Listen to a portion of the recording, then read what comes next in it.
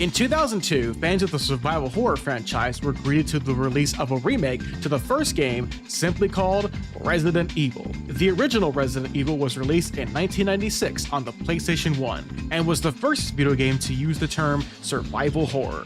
But with its hardware limitations and hilariously bad voice acting, Capcom chose to remake the game for the Nintendo GameCube, which wasn't a system well known for releasing horror games, so it didn't perform well. However, in 2015, Capcom would re-release the game on PlayStation 4, Xbox One, as well as the PC. It was developed by one of their internal development teams, Production Studio 4, and was directed by the original game director, Shinji Mikami. The development team originally only wanted to upgrade the graphics as well as add some quality of life changes, but as development went on, it was decided that the game would feature a whole slew of new changes to the story, level design, and mechanics, making it a game that still had the original elements, but enough changes to make it a brand new experience. And today, I'm here to tell you what this game is and how it plays. Hey, my name is Jude, and if you've never entered the survival horror before, I'm here to tell you what is Resident Evil. So let's get that story out of the way, shall we? The game follows a group of law enforcement called Special Tactics and Rescue Squad, or just STARS. Their mission is to investigate a group of bizarre murders within the Arklay Mountains of Raccoon City. The first team that went in, known as Bravo Team, went missing, so now the Alpha Team has to come in and find them. We're introduced to our main characters here: Chris Redfield, before he could punch a boulder; Jill Valentine, the master of unlocking my heart; Barry Burton, who knows how to make a mean Jill sandwich; Albert Wesker, aka Johnny Bravo; and Rebecca Chambers, who Mikami hates for whatever reason. So after their pilot named Brad runs away, they're forced to flee into an abandoned mansion that just so happens to be nearby. Coincidence? I think not! There are only 3 STARS members left now. Captain Wesker, Barry, and myself. We don't know where Chris is. The rest of the team then decides to split up a la Scooby-Doo and search for their missing comrades inside the mansion. And after taking a left at Albuquerque, they come across a member of Bravo Team named Kenneth, as well as... what's for dinner, apparently?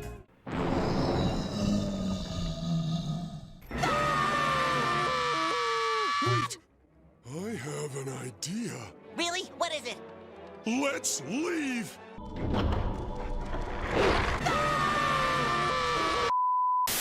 Well, since that way won't work, Chris or Jill goes off to explore the rest of the mansion. We find out that the remaining members of the Bravo team are either already dead or about to be dead, with the exception of Rebecca, who meets up with Chris and follows him along his adventure. And the leader of Bravo team, named Enrico, tells us that there's a traitor among us, before he himself is no longer among us. They then discover an underground laboratory, where it's revealed that Albert Wesker was working for Umbrella the whole time. And then he decides it's time for show and tell. The ultimate life form. I've been waiting for you, Doctor. It's magnificent. Wesker reveals the Tyrant, a giant bioweapon made from the same virus that created all the zombies in the mansion. This Marvel vs. Capcom reject pulls an Uno reverse card on Wesker and slaps him to death. And after a long escape sequence, the Tyrant goes boom, Brad shows up in the nick of time, and we make our getaway in the helicopter, right before the mansion goes up in flames as Sir Spencer hires a new boom operator. Did somebody say boom? So the story itself is pretty simple and straightforward. It's not a plot that'll keep you guessing with where it's going or anything, but the reveals in the lore on who made the mansion and the people who worked in said mansion is fascinating. Finding scattered notes of survivors who documented the last days helps give the game that atmosphere it's known for. Chris and Jill themselves are fine main characters, but they're just kind of generic good guys wanting to do the right thing, I suppose. Rebecca is much of the same. She's a rookie medic who ended up in the mansion after the events of RE0, and it's a bit odd to see her cower in fear of a hunter when she took out something as crazy as a proto-tyrant in the last game. Barry, on the other hand, is the best character in the game. He's revealed to be blackmailed into working for Umbrella, but because he's such a good guy, he can't turn his back on Jill and ends up saving her in the end. He also gives her a weapon that's very powerful, especially against living things. Wesker is certainly an obvious bad guy, I guess.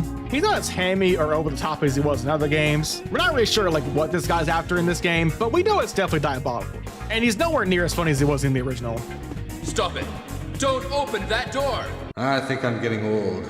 Before we move on with the rest of the video, I'd like to briefly mention how hilarious the original voice acting was. This game's voice acting is infamous, and it is something to behold, alright? This stuff has been memed to the ends of the earth. Heck, even Capcom references the whole Jill sandwich thing. But just take a look at this.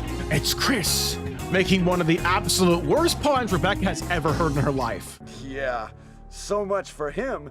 We got to the root of the problem.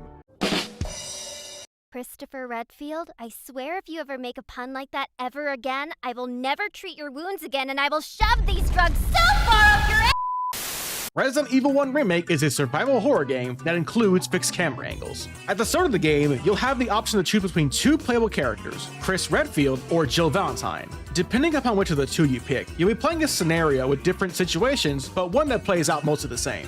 If you play as Jill, Barry is your main companion throughout the game. But if you play as Chris, Rebecca will join up with you instead of Barry, who's just all vanishified, I suppose. Resident Evil also uses the ancient technique that has been lost to time, known only as tank controls. What are tank controls? Well, they're used in fixed camera games where the movement is dictated by where the character is running rather than what the player sees. In Resident Evil's case, you'll be using the D-pad to move around while holding the run button. And while tank controls have been heavily criticized for being cumbersome and clunky, they tend to work well in slower paced games like this one, since you'll be needing to take your time and watch your corners. This isn't some big open field with lots of enemies to mow down like in RE4. Nah man, these are small and cramped hallways with a handful of foes to dispatch. So you better take your time against these zombies. I'm taking my time. That's okay, take your time. Let's go into more detail as to what both characters bring to the table, why don't we? Now, it's important to take your time with this game, but it's also important to decide which of the two characters you'll play in this adventure. We'll start with the boulder-punching man himself, Chris Redfield. The best thing about Chris is that he can take one heck of a beating. Unlike his better half over here, Redfield can last much longer before having to heal up. He can also use Rebecca Chambers over here to treat his wounds in case he's in a real jam. Now, Chris also gets a much better defensive item in the form of defensive grenades. If a zombie grabs him, he can stuff it down their throats and make their heads go boom. Unfortunately, Redfield over here has a much harder time throughout the mansion than Jill does. Due to the fact that he has only 6 inventory slots, that stuff's gonna fill up real fast. And unfortunately, he cannot upgrade his storage. Thanks, Capcom. So with Chris, you're gonna have to be a lot smarter with what items you pick up. But more often than not, you're gonna run out of storage real fast with this guy. He also gets access to the flamethrower! It sucks. There's no ammo for this thing, and it does so little damage that you'll end up leaving it behind anyway. So when it's all said and done, Chris is for more experienced players. But on top of that, Chris also has to find these things called old keys. There are 5 of these in the whole game, and they are scattered all across the building. And they are a pain to hunt down. Like, unless you have a guide on hand, you'll have no idea where to find these darn things. But when you finally find one, you're rewarded with some handy tools like this one. You want to see, yes? It has been passed down many generations. Behold! It's a whatchamacallit. I got a shotgun. And now it's time to talk about the master of unlocking herself, Jill Valentine. Jill is without a doubt the better of the two. While she can't take many zombie bites, she has access to the lockpick, allowing her to open up more rooms much faster than Chris can. Her defensive item isn't that great though. It's called the defensive taser. It goes snap, snap, crackle, pop. That's about it. Aside from the lockpick, Jill's other best weapon is her grenade launcher. This beautiful baby is one of the best weapons in the entire game. After fighting Bravo member Forrest, you can take his grenade launcher and watch as everything around you explodes. Not only does it do insane damage, it also has 2 unique ammo types. Flame rounds, which completely neuters the biggest threat in the game, and the acid rounds, which are sure to yellow and metal those things. And finally, she's got the big man himself, Mr. Barry Burton, in her corner. There are multiple moments in the game where Jill will get in over her head, leading to Barry having to come in and save her. So if this is your first time playing RE1, definitely pick Jill. Let's talk about the other weapons in the game, why don't we? You'll be starting out the game with the combat knife, and it sucks. Seriously, as soon as you get to an item box, dump this one off. It is not worth it, man. It does so little damage, and its single hit is laughable at best. Its only good use is slashing spider webs. Yay. Or, you know, you could just burn it.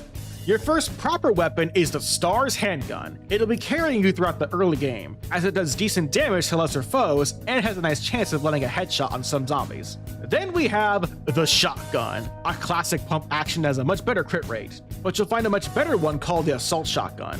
Not only does it have more shots, but it also does more damage. The only downside is that it has a worse crit rate than the first gun you find, which isn't that big of a deal really. You'll still get headshots, no problem. Now I've got a shotgun. Now a gun you should really go out of your way for is the Magnum Revolver. Get it please. This gun right here is your boss killer. It'll one-shot most foes, but it's best used against bosses, since ammo is in short supply on this bad boy, so you should use it sparingly. Or, you know, you could just start blasting. But it's a lucky thing. I had my pieces. Your pieces? My gun. Oh. So anyways, I started blasting. Blam! Ow! No, I don't see so good, so I missed. Now there are a few items to keep an eye out for in your stay at the Spencer Mansion. We'll start with the ink ribbons. These are your main way of saving the game. You'll be coming across these save rooms here where you can store items and save via these typewriters. But just like everything else, you only have a limited amount of ink ribbons to save with. So just keep that in mind, but there's plenty of ink ribbons to go around. Next we have the hubs, or herbs. Tomato, Yamato. This is your primary form of healing. You'll have 3 types of herbs in the game: green herbs, red herbs, and blue herbs. You can combine several herbs for better health recovery options, such as red and green herbs being used to get a full heal, while blue herbs can be used to cure poison. And combining all 3 gives you a brown herb. And first aid sprays are a full heal, so they're pretty handy to find if you don't have any herbs on you. And in case anyone's wondering, no, first aid sprays do not lower your ranking. That was just a myth some guy made up on the internet. Use them. You can also find ammo scattered throughout the mansion. Now keep in mind though, ammo is in short supply, especially on higher difficulties, so you have to think on whether or not you want to spend ammo on taking down foes or not. And the last item I'll go over are these kerosene scattered across the rooms. These can be used to refuel your fuel canteen. Now what are they used for? We'll talk about that later, because now it's time to go over the areas you'll be exploring within RE1. The game is broken up into 5 major sections: the first mansion visit, the guardhouse, the second mansion visit, the caves, and finally the labs. The Spencer Mansion is where you'll be spending a majority of the game. You'll be running around searching for keys to unlock other rooms, solve some puzzles, and narrowly avoid being crushed to death. But keep in mind, there are several rooms that are completely optional to explore. For example, the fishhook room is where you can find the wind crest, which can later be used to find the magnum. And then there are mandatory rooms to explore, like the piano room. You start this puzzle by finding Richard, saving him from poison, and move on to use the lighter to find the music notes. Then you run back to the piano room where you play Moonlight Sonata to get the golden crest and find the helmet key, which Chris can't do because, he didn't take music classes back in the day. So Rebecca has to step in and play for him. Jill, on the other hand, has no issues playing that thing on her first try. In fact, she's so good at it that I want you to sit back, relax, and enjoy the soothing sounds of 86 Fingers Valentine. This instrument is so annoying. Wow, Moonlight Sonata sounds different. But this game wouldn't be nearly as well loved without the iconic enemies and bosses you encounter. During your stay at the Spencer Mansion, you'll be fighting tons of zombies and monsters. And then monsters and zombies, such as the regular zombies, who are only a real threat early on in the game. With the handgun, most of them will go down in a single clip.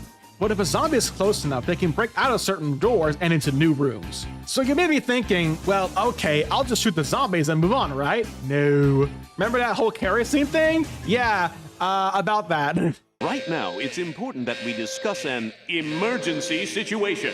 The biggest difference from the original Resident Evil is the introduction of new enemy types called the Crimson Heads. And believe me when I say, you do not want to deal with the Crimson Head. If you kill a zombie, my sibling in Christ, he's gonna stay there, menacingly. And if you leave them there long enough, they're gonna come back as Crimson Heads. They're harder, better, faster, stronger, and they can slash other zombies. Of course they can. This gives the game a sense of caution, as you now have to think on whether or not killing a zombie is worth it, because they might become a real problem later. There are a few ways to prevent a Crimson Head. A, burn the body with kerosene. B, try your luck with a headshot. Or C, just use flame rounds. And then there's the zombie dogs. Gosh, I hate these things. And for some reason, they're all Doberman, because someone in Umbrella really liked Doberman, I suppose. It's best to avoid these guys all around. They're fast and quite a pain to hit. Then there's giant spiders. Spiders! Spiders! Spiders! Then there's mutant sharks, along with whatever the heck these are.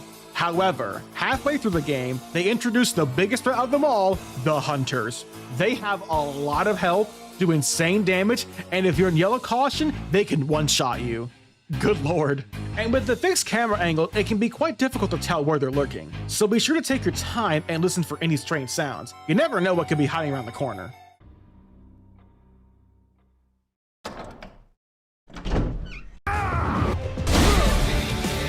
Making the mother of all omelets here, Jack. Can't spread over every egg. And now it's time to go over the bosses real quick. There's only a handful of them, so this won't take long. The first boss is with a giant snake, Yawn. When playing as Jill, if you saved Richard over here, he will shoot the snake for you and save some ammo. But the main threat of this encounter is whether or not you'll get poisoned from the snake. If you do, you have to run all the way back to the save room and grab some medicine. Chris, on the other hand, is in for a world of hurts. If he gets poisoned, you take control of Rebecca and have to grab the serum for him. Girl really wants that overtime pay, huh? Within the guardhouse, there are two boss fights. The first one being Neptune the Mutant Shark. Now this fight is more of a puzzle than the actual boss fights. You'll have to drain the water and fix the oil pressure to do so. And then you grab the key and make the shark go snap, snap, crackle, pop. Next, there's the fight against Plant 42, which can be dealt with in two ways. The first way is just to go out all guns a-blazing, shoot the darn thing until it dies. And then the other and more difficult way is to make Vigil to get a free kill. While Vigil is the safer of the two options, it requires a lot of running around. Also, Jill can make Vigil just fine, but Chris for some reason has to get Rebecca to do it because he sucks at math. What a loser. Could you imagine if they both sucked at math? That'd be terrible. For the last time, nobody said there'd be math! Then there's round 2 with Yawn the Snake. It's a pretty straightforward fight. You shoot the snake, he can't read, so he dies. Now there are two bosses you really need to watch out for. Lisa Trevor and the Tyrant. Lisa is encountered in several parts of the game, and is less of a boss and more of an obstacle to run around. She does a ton of damage, and is incredibly resilient to all weapons, so shooting her is not a good idea. All of her encounters are more about puzzle solving, so you can just get the heck out of there. But man, she's such a sad character. It's revealed that Lisa Trevor was actually the daughter of George Trevor, the man who built the mansion. She was infected with the T-virus, and all she wanted to do was find her mother. And all this because Umbrella wanted to test more data. Corporations, am I right? And then there's the final boss of the game, the Tyrant. There are two fights with the Tyrant here. He goes down pretty easy in the first round, but in the final round, you have either Barry or Rebecca to back you up. He's fast, resilient, and can knock you down very quickly. You shoot him a couple times until Brad drops his latest DoorDash order with the rocket launcher. And when you finally finish this guy off, you get one of the best one-liners of all time. You want a sandwich? I'll give you a sandwich!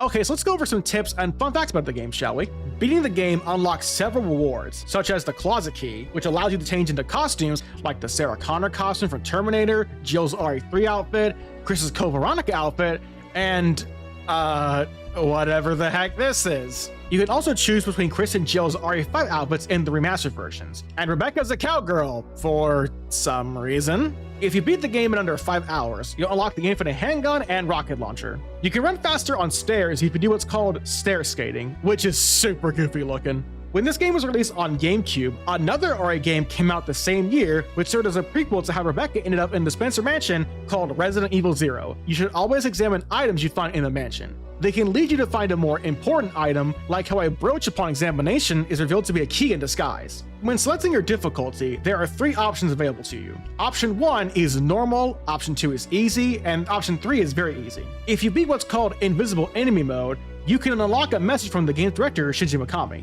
After beating the game as both Chris and Jill, you unlock one dangerous zombie mode, where Forrest Gump gets mad at Jill for taking his rocket launcher, and he wants it back. When carrying nitro fuel, please don't run. And if you did run, you're probably not alive to tell the tale. For the Krusty Krab!